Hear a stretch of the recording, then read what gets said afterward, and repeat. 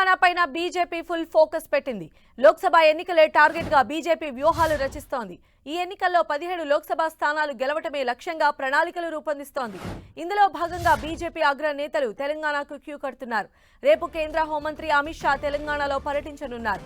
LB స్టేడియంలో BJP booth స్థాయి అధ్యక్షుల సమ్మేళనంలో అమిత్ షా పాల్గొంటారు.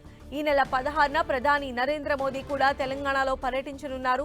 16, 18, 19 తేదీల్లో 3 రోజుల పాటు బిజీగా గడపనున్నారు. కొద్ది రోజుల క్రితమే ఆదిలాబాద్, సంగారెడ్డి జిల్లాల్లో భారీ బహిరంగ సభలు నిర్వహించారు ప్రధాని మోదీ. కరీంనగర్, నిజామాబాద్ కలిపి జగిత్యాల సభ నిర్వహించనుంది కమలం పార్టీ.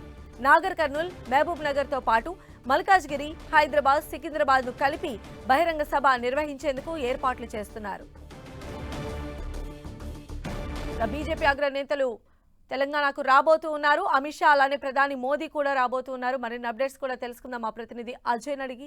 అజయ్, సంధ్య, బీజేపీ తెలంగాణపై పూర్తిగా ఫోకస్ పెట్టిందని చెప్పుకోవచ్చు. లోక్సభ ఎన్నికల టార్గెట్ గా బీజేపీ తన వ్యూహాలను అమలు చేస్తుంది. దీంట్లో భాగంగానే తెలంగాణకు బీజేపీ అగ్రనేతలంతా చూపడుతున్నటువంటి సందర్భం కనబడుతుంది. రేపు ఉదయం బీజేపీకి సంబంధించినటువంటి అగ్రనేత కేంద్ర హోంశాఖ మంత్రి అమిత్ షా తెలంగాణలో పర్యటించున్నారు. ఇక్కడ 3 ప్రోగ్రామ్స్ కు ఆయన అటెండ్ కాబోతుంది. ముఖ్యంగా తీసుకున్నట్లయితే ఉదయం రాగానే ముందుగా సోషల్ మీడియా వారియర్స్ తో ఆయన సమావేశమవుతారు. ఆ తర్వాత ఎల్బీ స్టేడియంలో బూత్ అధ్యక్షులు ఆపాయి స్థాయి బాధ్యతలో ఉన్న వారితోటి సమావేశమై దానికి సంబంధించినటువంటి ఎలక్షన్ కి సంబంధించినటువంటి సమాయత్తమైన చేరున్నారు. ఆ తర్వాత బీజేపీ ముఖ్య నేతలతో ఆయన సమావేశమై దిశానిర్దేశాన్ని ఎన్నికల వ్యూహాలపై ఆయన చేయనున్నారు.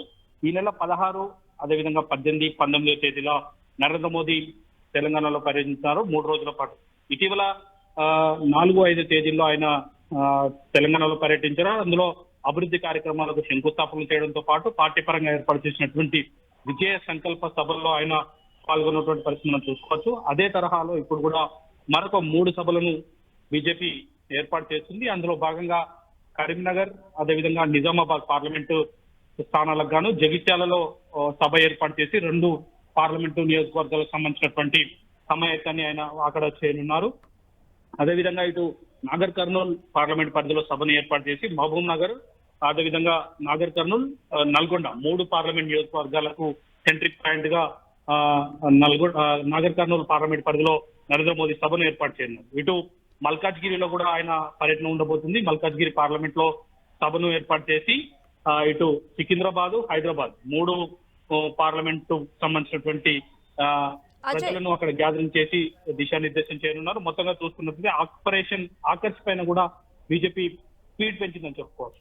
అయితే అజయ్, అంటే 10 డేస్ గ్యాప్ లోనే ప్రధాని మోదీ తెలంగాణ పైన అంటే తెలంగాణ పర్యటనకు రావటం ఎలా చూడాలంటారు? అంటే బీజేపీ గ్రాఫ్ పెరిగిందని చెప్పి కేంద్ర నాయకత్వం భావిస్తోందా, లేకపోతే నిజంగానే పార్లమెంట్ స్థానాలు గెలుపొందే దిశగా ఎడ్జ్ ఉందని చెప్పి భావిస్తున్నారా గ్రౌండ్ లెవెల్లో? ఖచ్చితంగా బీజేపీ ఒక లక్ష్యాన్ని అయితే పెట్టుకుని పనిచేస్తుంది. ఇక్కడ కనీసం 10 సీట్లను సాధించాలి, వాటితో పాటు 35% పైగా ఓట్లను సాధించాలని ఒక లక్ష్యాన్ని వాళ్ళు పెట్టుకున్నారు. దానికి అనుగుణంగా కార్యాచరణ రూపొందించుకొని వాటిని అమలు చేసుకుంటూ వెళ్తున్నటువంటి సందర్భం కనబడుతుంది. మనం చూడొచ్చు, ఖచ్చితంగా 10 రోజుల గ్యాప్ లోనే నరేంద్ర మోదీ 2వ పర్యటిస్తున్నారు. మొదటి పర్యటనలో 2 రోజుల పాటు ఉన్నారు. 2వ పర్యటనలో 3 రోజుల పాటు ఇక్కడ పర్యటించబోతుంది. దీన్ని బట్టి అర్థం చేసుకోవచ్చు బీజేపీకి ఇక్కడ కొంత ఎడ్జ్ ఉందని చెప్పుకోవచ్చు. అందులో భాగంగానే ఇక్కడ పార్లమెంట్ నియోజకవర్గం పైన పూర్తి స్థాయిలో ఫోకస్ పెంచి ఆయన పర్యటనలో ఉండే విధంగా ప్లాన్ చేసినటువంటి పరిస్థితి. మరొక విషయాన్ని కూడా ఇక్కడ అర్థం చేసుకోవాల్సిన అవసరం ఉంది.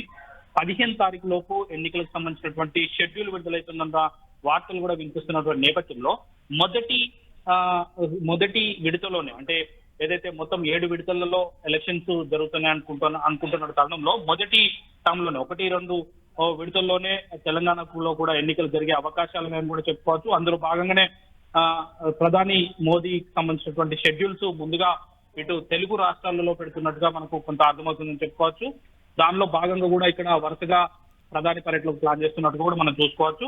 తెలంగాణలో కూడా 10కి పైగా స్థానాలను లక్ష్యంగా పెట్టుకున్నటువంటి బీజేపీ అందుకు కావాల్సినటువంటి ఏర్పాట్లు చేసుకొని ఇతర పార్టీల్లో ఉన్నటువంటి ముఖ్యమైన నేతలను, బలమైన నేతలను ఆపరేషన్ ఆకర్ష్ తెరలేపి పార్టీలోకి చేర్చుకుంటుంది. వారు బలంగా ఉన్న చోట వారికే టికెట్లు ఇస్తుంది. అందులో భాగంగానే ఖమ్మంలో జలగం వెంకట్రావు అయితేనేమి, అదేవిధంగా నల్గొండలో సైదిరెడ్డిని అయితేనేమి, మహబూబాబాద్ లో సీతారాం నాయక్ లాంటి నేతలను తీసుకుని వారికి టికెట్లు ఇచ్చేది కూడా కసరత్తు చేస్తున్నటువంటి సందర్భం మనకు గడుపుతుంది. మరొక వైపు మెదక్ స్థానానికి కూడా ఒక బీఆర్ఎస్ సంబంధించినటువంటి కీలక నేత పైన కసరత్తు చేస్తున్నటువంటి సందర్భం కనబడుతుంది. వరంగల్ కు సంబంధించినటువంటి ఒక బీఆర్ఎస్ సంబంధించిన ఒక మాజీ ఎమ్మెల్యేను కూడా పార్టీలోకి తీసుకొచ్చిన ప్రయత్నాలు అయితే చేస్తున్నటువంటి సందర్భాలు చూసుకోవచ్చు. రైట్ అజయ్.